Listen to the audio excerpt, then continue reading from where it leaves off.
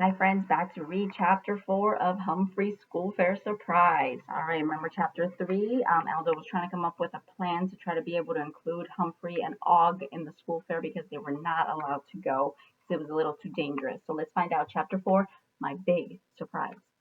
Saturday morning, I woke up in room 26, but it wasn't like any school day I'd ever known. First, when Mrs. Brisbane unlocked the door, her husband Bert was with her. "I can't wait to show you the signs," she said. While Mrs. Brisbane went to get the signs, Mr. Brisbane wheeled his wheelchair over to the window. "Hi, Humphrey. Hi, Og," he said. There's Mr. Brisbane. "Good morning," I squeaked. When Mr. Brisbane saw the signs, he said my friends had done a great job. "Yes," Mrs. Brisbane said, "but they'll be sad if they don't win." Mr. Brisbane put on a hamster head hat and looked very silly. Next, AJ and Garth rushed in. They were so excited. "Richie said to meet him here," AJ said. "He said it was important." "I haven't seen him yet," Mrs. Brisbane told him. Saye and Miranda came into the room. "Where's Richie?" Miranda said. "He said he had something to show us." Soon, most of my classmates were in room 26, all looking for Richie. But Richie still wasn't there. "I hope he comes soon," Mandy said. "I don't want to miss the face painting."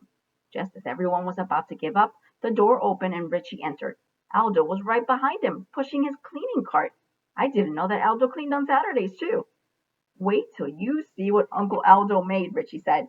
Everyone gathered around Aldo and the cart, even Mr. and Mrs. Brisbane.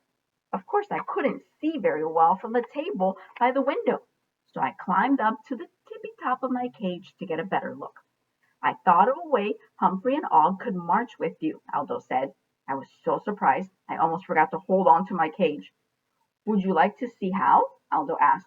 "Oh, yes," Mrs. Brisbane said, and everyone agreed. Aldo came over to the window and lifted my cage. "I'll be careful with you, Humphrey," he told me. He gently placed my cage on a board he had put on the top of the cart. The cage slid in two slots on the board that were just the right size. "See? I fixed it so his cage won't slide around," Aldo said. "Very clever," Mrs. Brisbane said. She was right. Next, Aldo got Og's tank and set it in another spot on the board. "Og's tank will stay firmly in place too," he said. "Boing," Og said. He sounded very happy. "Yeah, but what about the hot sun?" Mrs. Brisbane asked. Aldo didn't say a word. He just took out a big umbrella and put the handle in another slot on the board.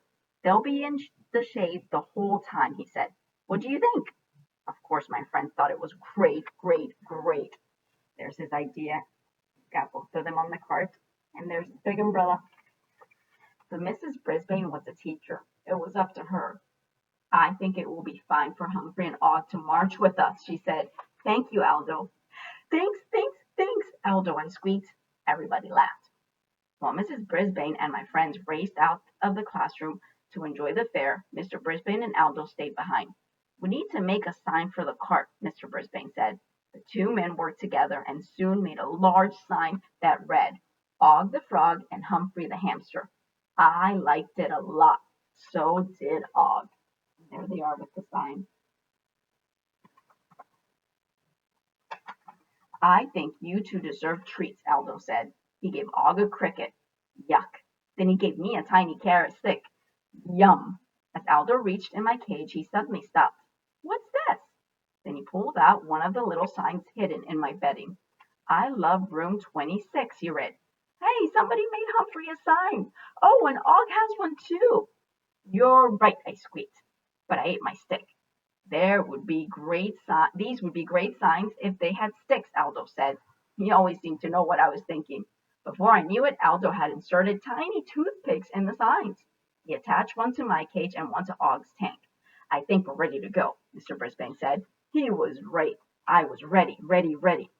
The hallway whizzed by us as Aldo rolled the cart down the hall. Mr. Brisbane rolled along next to us.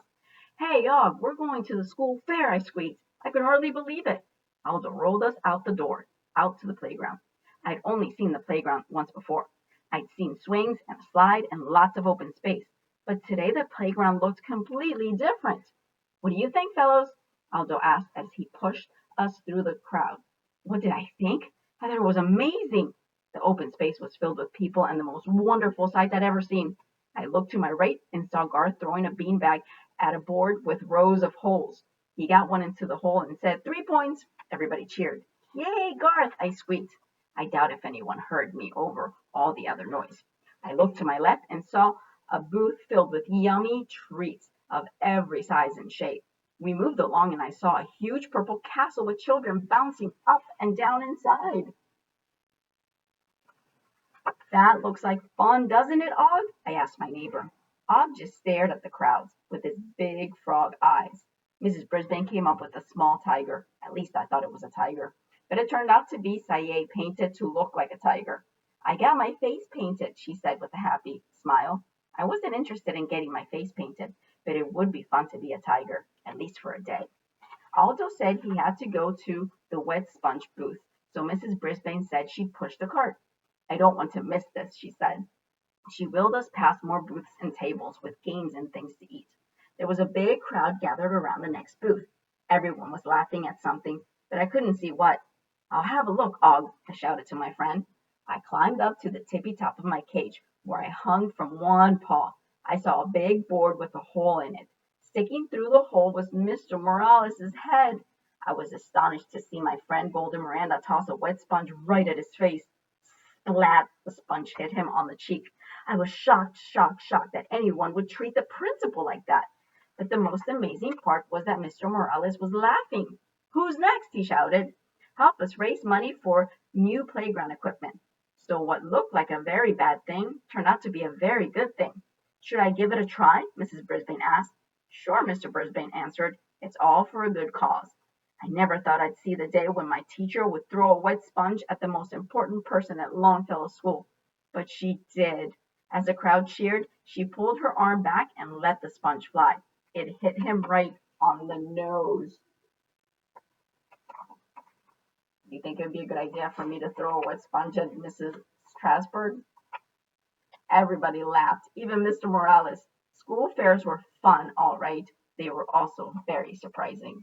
And that is the end of chapter 4. Tomorrow we will read chapter 5, and it says, I surprise myself. So we'll find out what happens when Humphrey surprises himself.